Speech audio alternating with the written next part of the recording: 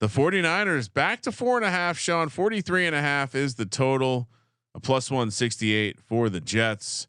This is a game that also has bounced around. This is probably the biggest game where we would say, well, these holdouts really screwed with our market here. I think the number got as big as 6. I honestly, I never bet these spread games in June, but man, this is one that we were looking at like, man, the Jets are a real big number here. Came all the way down to 3.5 when it looked like they may actually be missing some starters due to holdouts, but they both got signed. The receiver Ayuk, the lineman Big Trent, and numbers floating back to 4.5. I imagine it keeps continuing to grow as we get closer to kickoff. Because why wouldn't it? It should get back to where it went originally when everything was assumed to be good. And the Jets seem like they're healthy on the way in. Not much news actually coming out of New York land, which is slightly quiet. Well, the whole Hassan Reddick thing.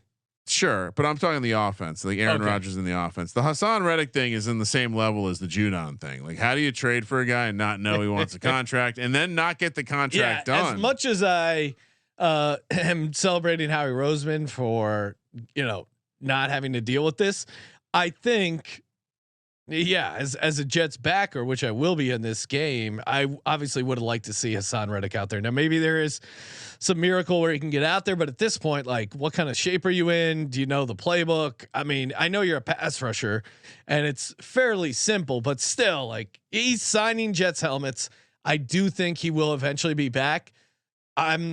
If I had to guess, I would actually bet that he plays, but it's going to be a limited number of snaps would be my take on it. But to me, the reaction to the number with Trent Williams being back is interesting because it wasn't just his position that looked so horrible in the preseason. I know it's a link game, and losing your best link definitely affects all the rest. But the Niners offensive line did not look like a unit that had any sort of opportunity to even be above average to start the year. So if Brock Purdy struggles the way that he struggled, and I don't want to. I know you've already broken the news about Christian McCaffrey. You didn't say which week it would happen. McStrained Caffrey or Christian strained McCaffrey. There you go. There we go. Christian strained McCaffrey. Chris Strain McCaffrey. Yeah, he's just coming back a strained calf. That's not something that will most certainly re-aggravate itself. Ayuk was holding out for a while. I'm sure that won't matter. No, and Katie herself, Katie Mox, check her out on the CBS pregame show. She even pointed out Debo struggled with that season when he held out, and he even Ayuk goes, I made these 3 weeks way harder than it had to be, and I don't know. I didn't get the vibe that he was out there running through ladders and being tip top shape conditioning wise. And he's got to go up against Sauce Gardner.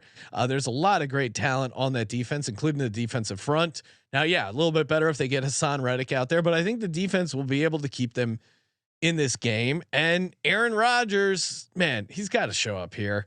And teams off Super Bowl losses, 4-20 ATS. The Eagles actually hangovers were one of the teams that covered, and again, barely covered. It was like, and there's probably some people who got like a stray number that actually covered with the Pats last year, but 4-20 ATS. And if you go back to the last time the 49ers are coming off a Super Bowl loss to the Chiefs, they had a home game where they were a 6.5 point favorite to the Cardinals, and they lost outright.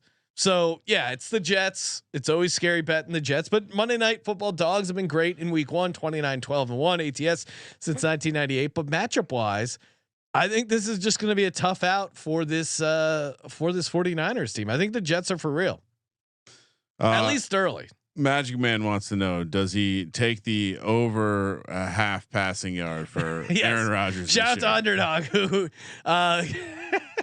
had a promo last year where he ran out with the flag, hire a half passing yard that did not cash. Also, Dick Puncher. I think this is the answer to the question. Strained my Caffrey. There you go. There we go. That's down. That's why we have a smart audience, right? The writing room is always working. #Legends only. So we're both on the Jets. I think we're both on the Jets here. Okay.